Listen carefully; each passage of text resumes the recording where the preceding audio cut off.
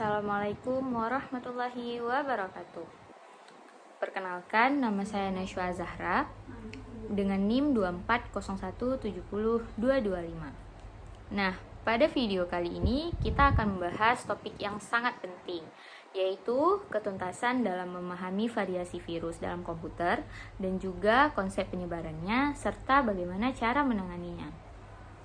Nah, jika mendengar kata virus, yang terbayang di kita pasti penyakit.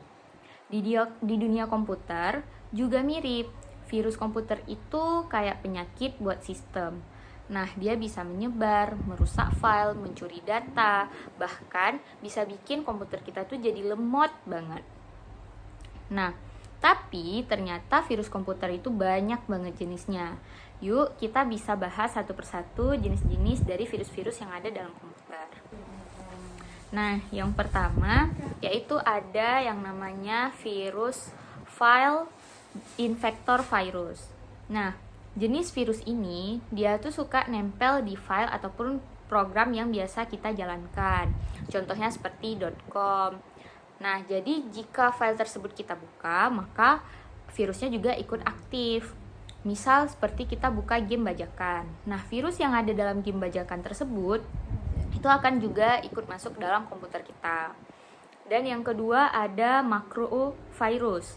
Nah, biasanya virus ini nyebar lewat dokumen Microsoft ataupun Excel. Jadi waktu kita buka dokumennya tuh, skrip virusnya tuh langsung ikutan jalan dan juga bisa nyebar ke file yang lain. Yang ketiga ada yang namanya boot sector virus. Nah, yang ini dia menyerang bagian awal penyimpanan komputer, namanya boot sector. Efeknya tuh bisa fatal karena virus ini aktif sejak pertama kali komputer kita dihidupkan. Kemudian yang keempat ada worm.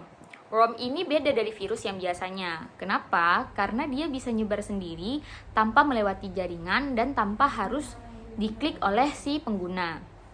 Jadi kita bayangin aja satu komputer di jaringan kena worm, bisa-bisa semua jaringan di komputer itu ikutan terinfeksi. Kemudian yang kelima ada Trojan horse.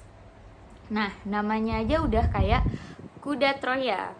Nah, kelihatannya memang aman, namun dia sangat berbahaya. Biasanya bisa berupa aplikasi palsu yang ada di dalam program-program jahat. Nah, yang terakhir tuh ada yang namanya ransomware. Nah, virus modern yang super berbahaya. Begitu kita masuk ke dalam sistem, dia bakal mengeskripsi semua data kita. Lalu kalau misal kita mau data itu balik, dia akan minta tebusannya. Nah, jadi kayak penculikan data digital. Dari sini kita bisa lihat bahwa variasi virus tuh banyak banget. Masing-masing punya cara kerja yang beda.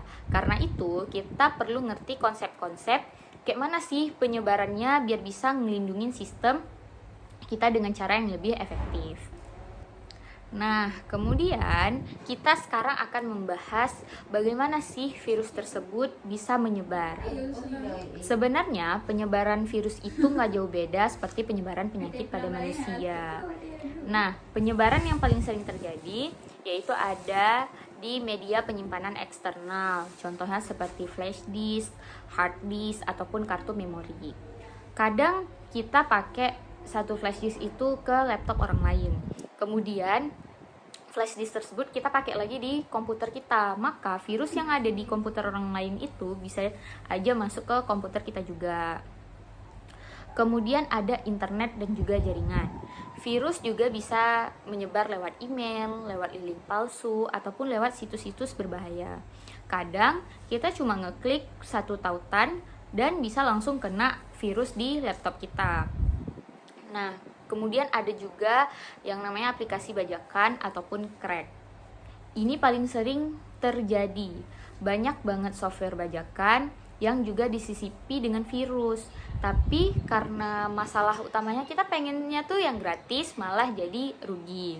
Kemudian ada lampiran email.